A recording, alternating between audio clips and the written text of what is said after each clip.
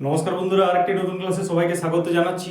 আজ আমরা আলোচনা করব ফিউচার কন্টিনিউয়াস টেন্স অর্থাৎ ঘটমান ভবিষ্যৎকাল। তো এর গঠন, স্ট্রাকচার এবং ব্যবহার নিয়ে পুরো ডিটেলসে বলবো। তো একটু সময় করে দেখো, যারা ইংরেজি গ্রামার শিখতে চাও বা আগ্রহী আছো বা ইংরেজি গ্রামারে দুর্বল আছে, একটু সময় দাও, স্কিপ করে দেখলে বুঝতে পারবে না। তো শুরু করছি ফিউচার কন্টিনিউয়াস টেন্স। তো দেখো, ফিউচার কন্টিনিউয়াস টেন্সের বাংলা কি হচ্ছে? চলমান বা ঘটমান বলতে পারো, এটা ঘটমান ভবিষ্যৎকাল।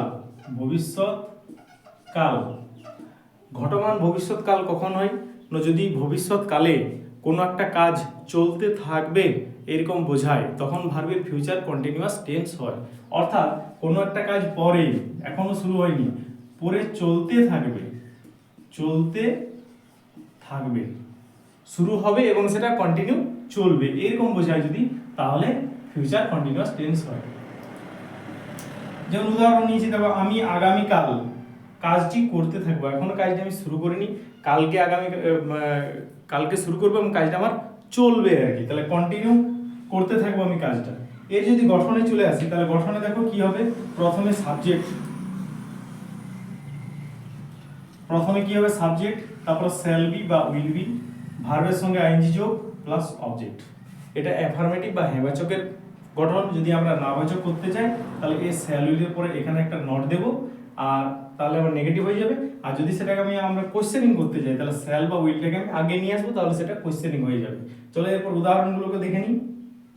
আমি আগামীকাল কাজটি করতে থাকবো। তাহলে সাবজেক্ট আমার কি আছে? প্রথমে সাবজেক্ট, তাহলে আয়ের পরে কি বসবে? Shall be. কাজটি, I shall be doing the work.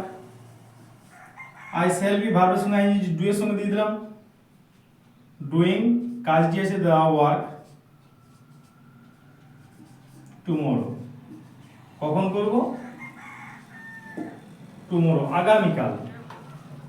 Next দেখো, সে বইটি পড়তে থাকবে। সে বইটি পড়তে থাকবে, তাহলে এখানে সাবজেক্ট আমার কি আছে? হি। হি এর পরে শ্যাল বসে না উইল বসে, তাহলে উইল বি, উইল এর পরে বি, হি উইল বি। পড়তে থাকবে, বইটি পড়তে থাকবে, তাহলে তোমার এই যে ভার্বটা পড়তে, এটা হচ্ছে যে পড়তে থাকবে, তাহলে পড়ার ইংরেজি কি? রিড। রিডের সঙ্গে কি নেব? আইএনজি। তাহলে হি উইল বি রিডিং বইটি, দা বুক।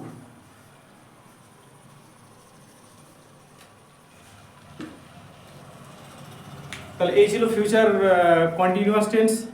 ঠিক আছে? তো যদি ভিডিওটা ভালো লেগেছে তো প্লিজ একটা লাইক দিও। আর প্রথমবার যদি দেখছো আমার ক্লাসটা, তো ইউটিউব থেকে দেখলে চ্যানেলটা আমার সাবস্ক্রাইব করে রাখো, এবং ইনস্টাগ্রাম, ফেসবুক থেকে দেখলে আমাকে ফলো করে রাখো। ভিডিওটা শেষ পর্যন্ত দেখার জন্য থ্যাংক ইউ সো মাচ। আবার একটা নতুন ক্লাসে দেখা হবে, ততক্ষণ সবাই ভালো থাকো, সুস্থ থাকো।